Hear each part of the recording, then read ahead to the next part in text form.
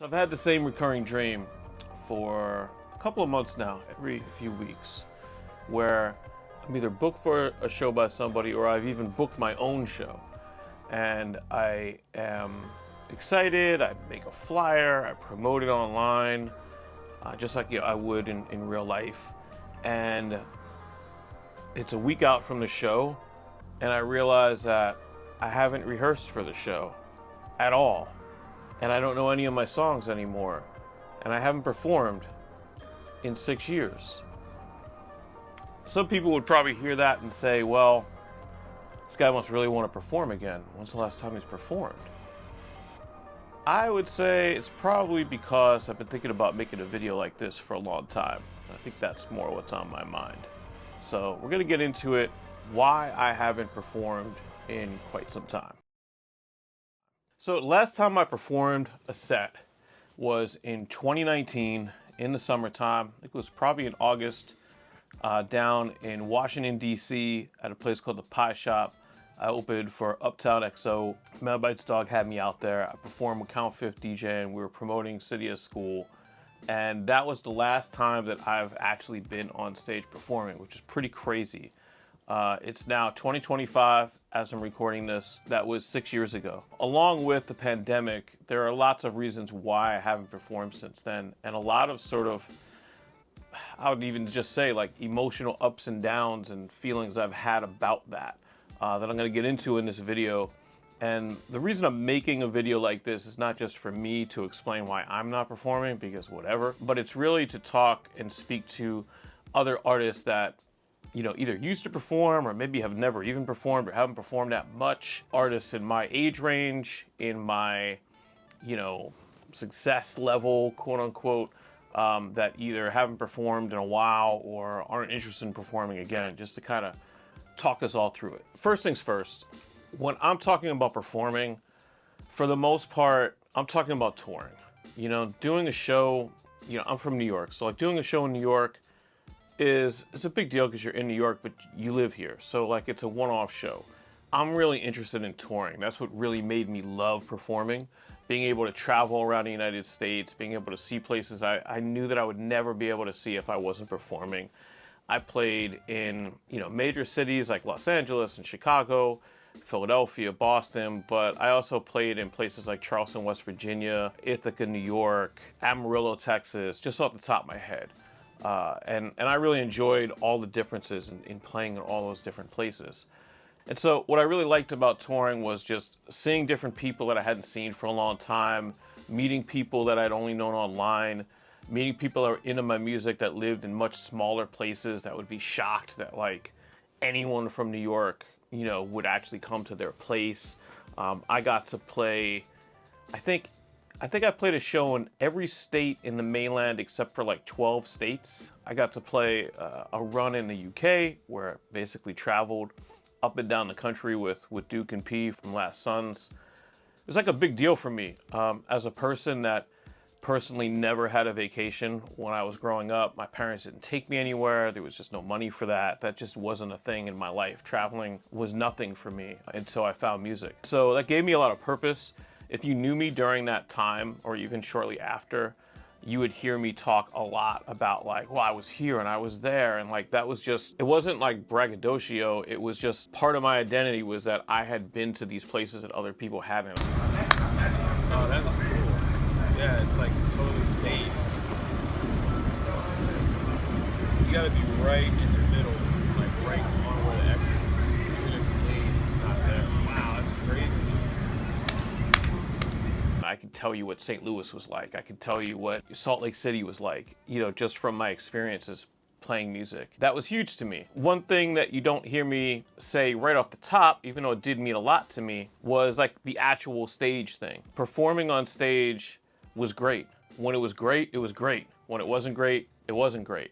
And I'll get into a little bit of that, but the reason that going to the places and seeing the people and being able to perform and see other people perform was like much more important than like my experience on stage. It was show and prove, which I took as a challenge, and I really appreciated the opportunity to do that. But most rooms I walked into, they were seeing and hearing of me for the first time.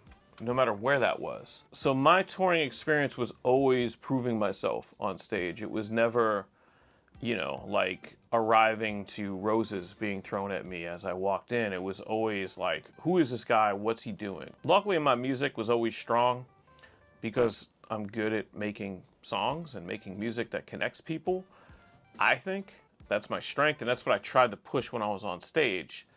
But that's a lot different than maybe some other people's experience. I didn't start touring until I was about 34 years old.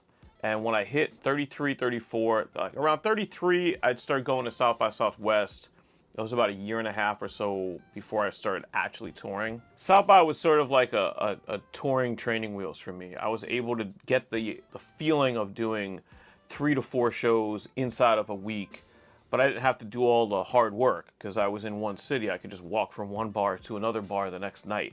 It wasn't really that big of a thing. I started doing regional tours in the Northeast that just quickly spread to nationwide. I was able to tour at a really fortunate time where gas was cheap. It was the Obama years, so like gas was super cheap at that time.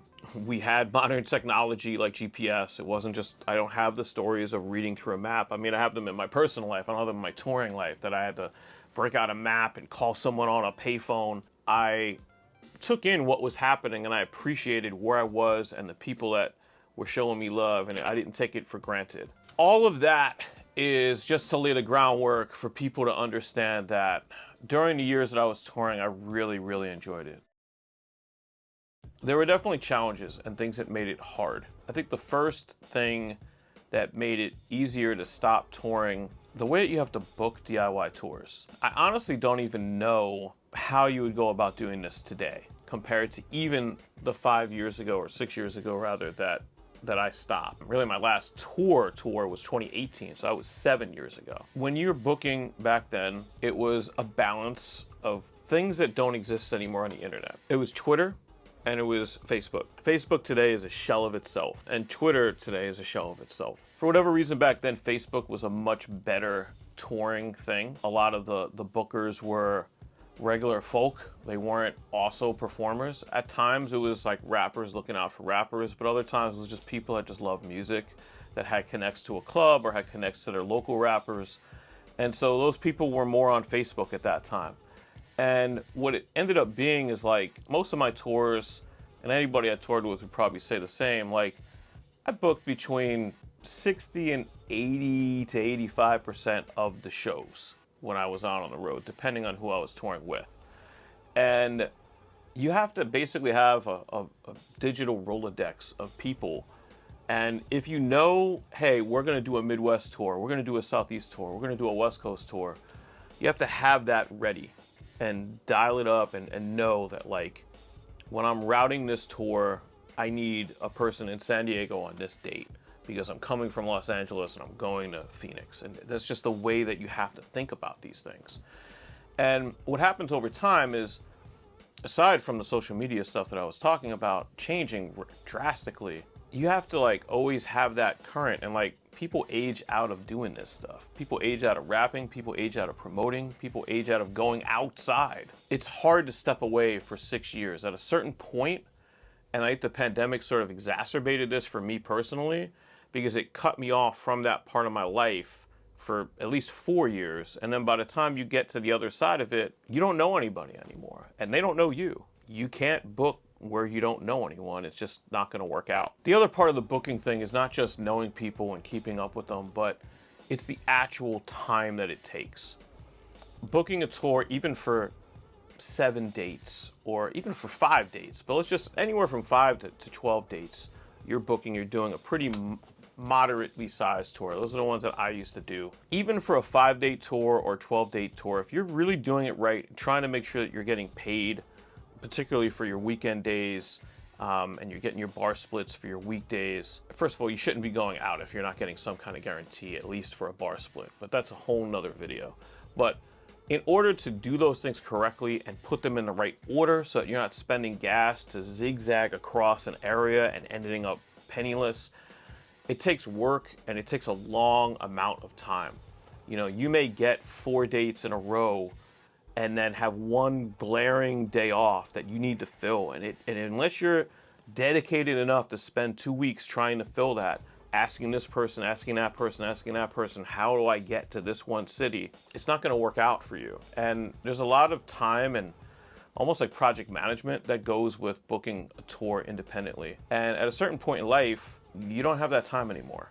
And I think that was one of the main factors in terms of like this aspect of why I stopped performing regularly. Another huge challenge and why I'm focusing this on touring as performing is, for me personally, when I'm going to perform, I need to rehearse. I need to rehearse a lot. I need to rehearse all the time.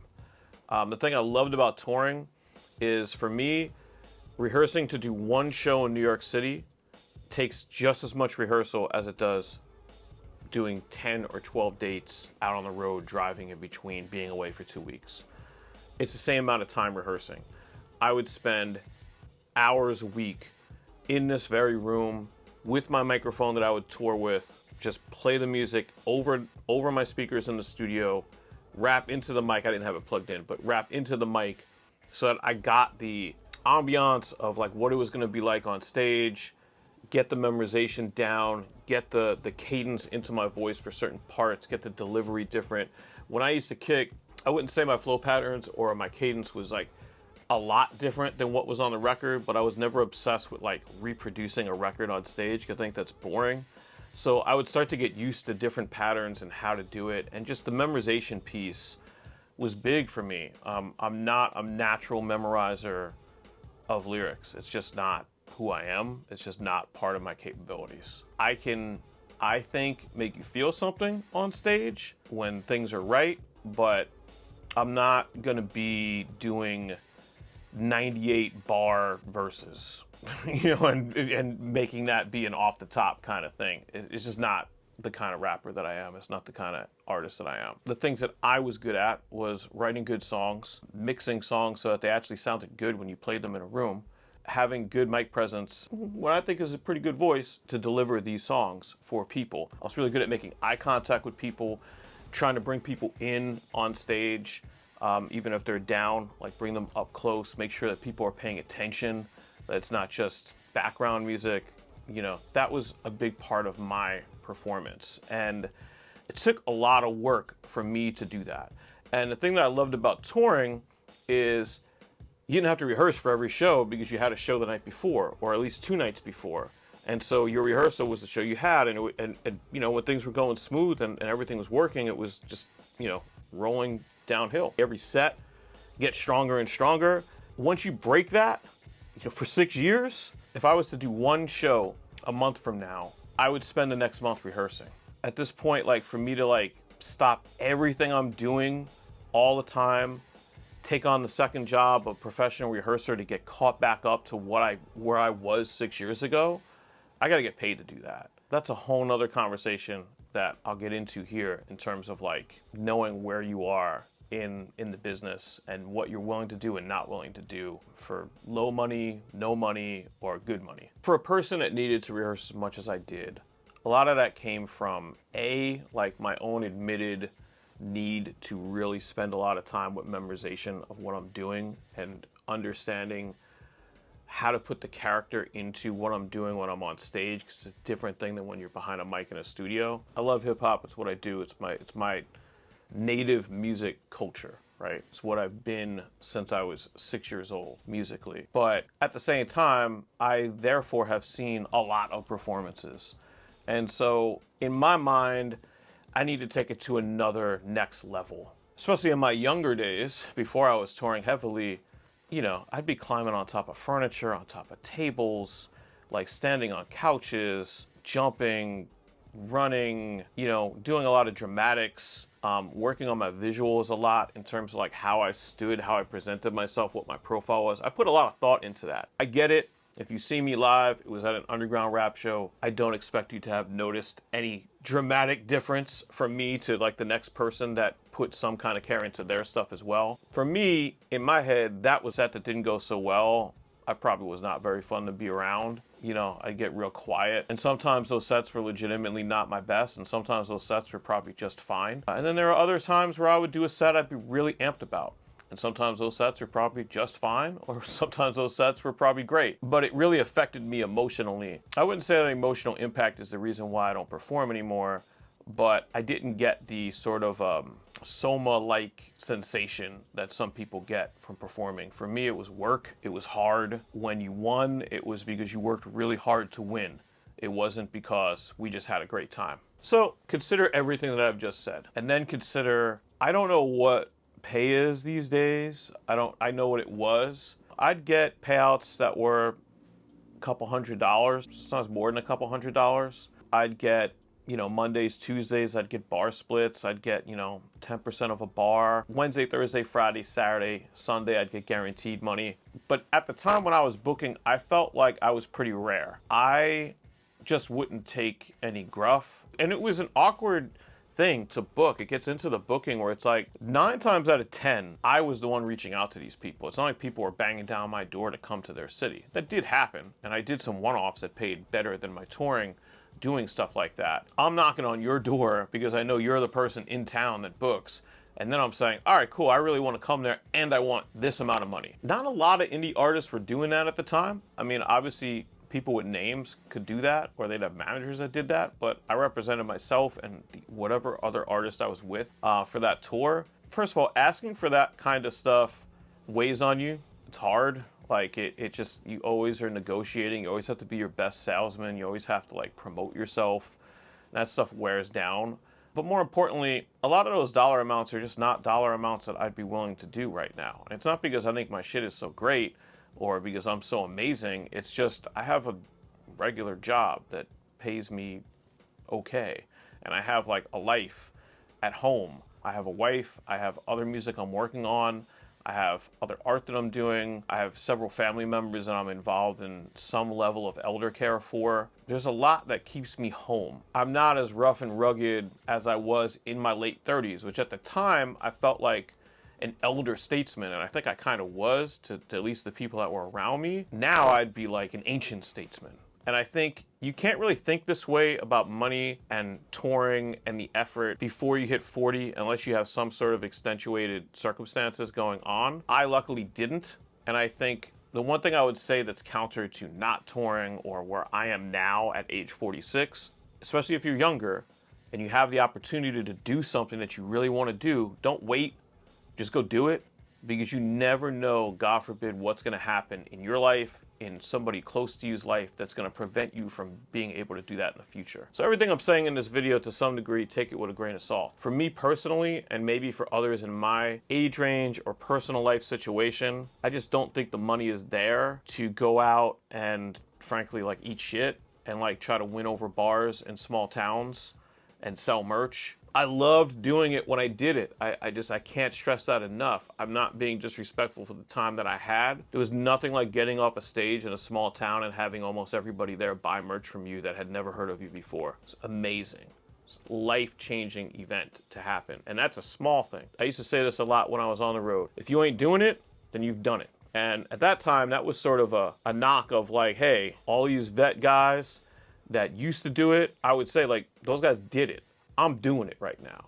And now I'm in that first class where, like, I did it. I can tell you how I did it, but I can't tell you how it's done today. My ego and my competitive gene is not enough to keep me on the road just to say I'm doing it. I don't think it has a whole lot to do with my age.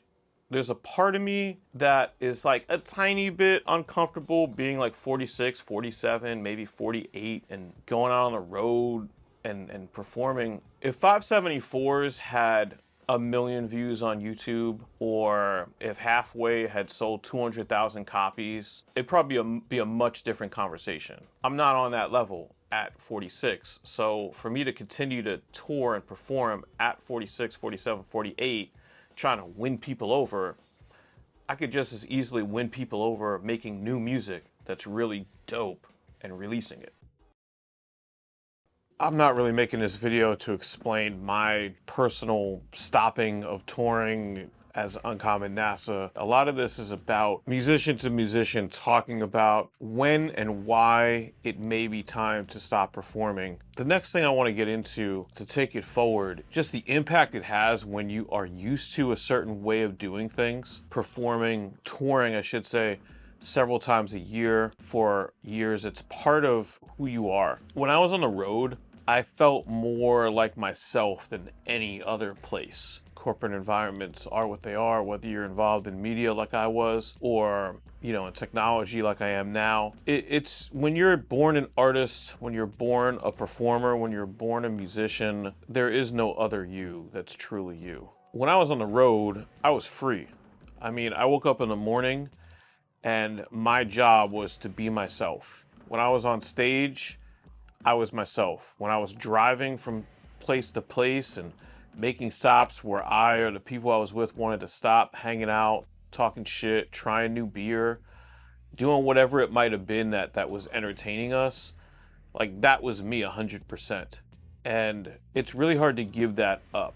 And I don't want to be overly dramatic about this, but it becomes sort of like when you stop doing something like that, you end up mourning a part of yourself. Like a part of yourself dies. A part of what makes you you, what makes you your identity, the way that you carry yourself in the world changes. It's something that people that you know personally, they identify you as, well, that's the guy who tours, whether it's a friend, whether it's a family member. It took a long time for me to get used to visiting my parents or visiting, like one of my uncles would bring it up a lot, like, oh, where'd you go where you been lately, where are you traveling to next? And at a certain point the answer was nowhere. I'm not touring anymore. People start to identify you as the person that's on the road that can talk about stories, or that's just their go-to small talk thing because that's who you become. So for me, like, the morning is not like, wow, I just miss being on stage under the bright lights and I'm such a glory hog that I just need to be in front of people. It's more about like, that's who you are. To certain people, you become that performer, and that's your way of getting your music that you care about, that I make at this board. That's how you get it to more people, and that's how it becomes more personal to the people that already know you and come out to see you, and you give up and you stop doing that. It took a couple of years for me to get used to not being a touring musician, coming to the realization that if I were to do it again, it was not going to be as easy, both as a performer, as a booker, as a human being. I was a couple years older, so it was like harder to, it naturally is going to be harder to do long drives, long sitting around at shows. People forget when you're performing, particularly if you're the guest in town, you're usually toward the end of the card. It's just a lot of sitting around. I'm not the kind of person that can show up with no sound check and just go in, and I need to be acclimated to the environment. I was very particular about that. People that know me that toured like with me, I needed to be part of it to kind of check out the scene, who the people were, how the place worked, and sometimes the audio really mattered too. And so it's a lot on your body. It's like attending a show every night and then performing a show every night. That part of it was going to change, and understanding that if I really wanted to do it again, I was going to have to physically, mentally, and economically adjust to all that. Man, like swallowing that and feeling that hard for 2 or 3 years until you finally come out the other side to acceptance of, like what I was saying before, you're either doing it or you did it.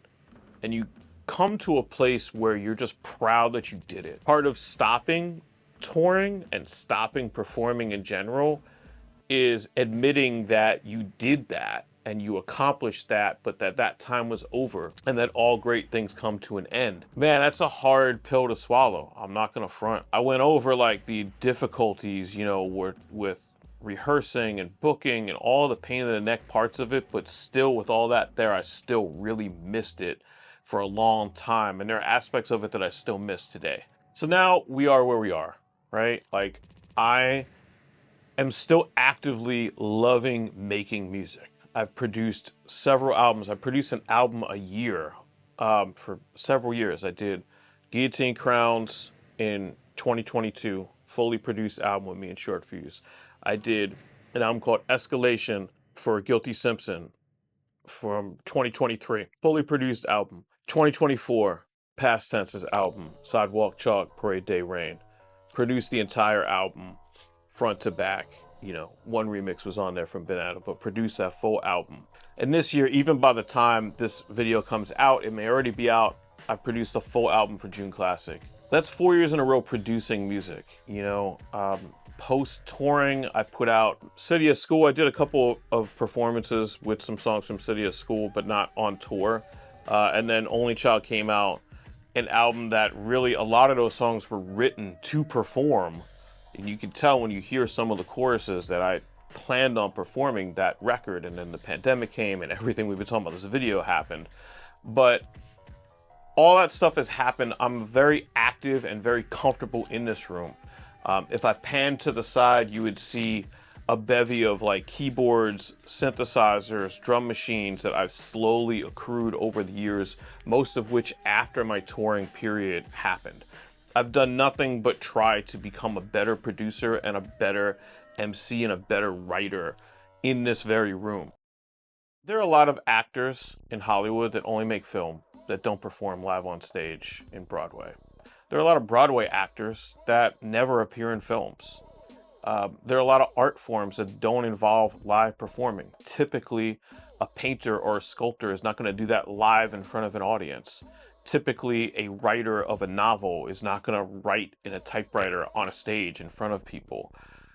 Music is all of those things. That's what makes music amazing, is music is the painter or the novelist alone in their home studio, privately working. It can also be the Broadway performer, the actor, the ballet dancer, the performance artist at the same time. There's not many other art forms that can be both. You know, you can't do a dance routine in a room by yourself unless you're rehearsing. That's a performance art. You know, you can't paint live on stage in most cases. People are not going to stare at you painting with brushes. It's something you unveil the art at the end. And I've come to learn over time, that just because you're a musician doesn't mean that you don't have other talents. I started to really get into this artist. I don't know if I'm saying his last name right, but David Wojnarowicz. And it was during a time when I really needed to find his art, right? Because I was starting to cease touring, and it was right when the pandemic was starting to come to a close, and I started to go back to art galleries, and I went to the Whitney, and I saw his art, and it went through all these different phases. You can look him up, but briefly, his art was visual art, you know, straightforward. His art was photography. His art was written word on canvas with art. You know, so there was some poetry, some novelism in it. And then there was one section of the exhibit, also sculpture. There was some sculpture that he had done. One part of the exhibit, you walked into a room and music that he made was playing. And it was really good. It was like good early 80s sort of Discoteria kind of early 80s Lower East Side kind of music, because that was the era that he was from. I just had this epiphany standing there. I was like, oh shit, like, you're not locked into one thing. You know, obviously you have to spend time with each medium, but you're not limited to just rap music if you're involved in rap music. You're not limited to just music in general if you're a musician. You can actually do a lot of things at one time. And I've learned too that, like, as I've started to do more visual art, I've done collaging, I've done abstract painting, you know, whatever degree of skill that I have at it. I've also done some short fiction writing. I want to do those things more. It's time and effort, but a lot of doing those things sort of starts to open up other portals in your brain that you could bring back to music. And the one thing I would really say as a piece of advice for if you are starting to get to a point where you're not performing as much, or even if you're a musician or a rapper that doesn't feel it in the studio anymore and you're kind of just not into that either, try to find another artistic medium, because you start to learn, it brings you back to when you were learning your skill in the first place. And what a lot of people miss out on in life, in my opinion, is you get to learn things and learn your skill set and refine what you're doing typically in your late teens, early 20s, maybe into your 30s, right? Then you've got it. And you're going to coast at whatever level you get to, talent-wise, publicity-wise, whatever it is. It's rare that you get to go back and walk those steps again. And what I've been able to do by kind of getting into visual art and getting into writing is walk those steps a second time and get that fulfillment. And that really helped to fill a void. I think that's pretty much all I have to say on this. I've talked for a minute here. At this point, jump into the comments. Talk about your experience. I know that there's a lot of people that feel like me, that feel like they owe like their art something, or owe people something, or feel bad about themselves because they're not performing as often, or not able to tour, or not able to make money at this, or whatever it might be. Jump down into the comments, share your stories. Maybe I'll do a follow-up video to this at one point, but all I wanted to do was just express like how normal this is, and to try to give some insight to some things that I find as a fan, where I'm just like, I'll be a fan of somebody and they'll just disappear, especially in indie hip hop. They're just gone, you know, and you're just like, well, what happened? Why are they not performing, and why are they not releasing albums? And a lot of them are for really simple reasons. Some of them that I've gotten into from myself, and some of them much deeper than that. And I think it's really time for artists to come out and talk about these sorts of things, because we've had plenty of people talk about how hard it is to start nowadays because of the problems with streaming and the pay that you get and the oversaturation of artists, and there's just not enough pieces of the pie for everybody. We haven't talked about what that looks like on the other side, which is what I'm getting into, where I've had a point where I started to make some money at this, you know, meagerly. I never quit my job for it, but I started to get up. And then, you know, you have to kind of like face reality that you end up tampering down eventually. And I think that happens to everybody. Even $1 million artists are not going to be that for the rest of their lives. Now, when we talk about indies and people that have struggled against the streaming infrastructure, the illegal downloading culture that dominated a lot of my early career, you know, the difficulty of booking and all that sort of thing. What does it look like on the other side when you have to kind of face like, hey, I'm not going to do this anymore? And that's what I hope I covered here today. Subscribe. This is my new channel. I'm going to talk about a lot of different things on this channel. Mostly music, but mostly independent music stuff like this, but all kinds of different things that don't relate to music as well. So, peace, everybody.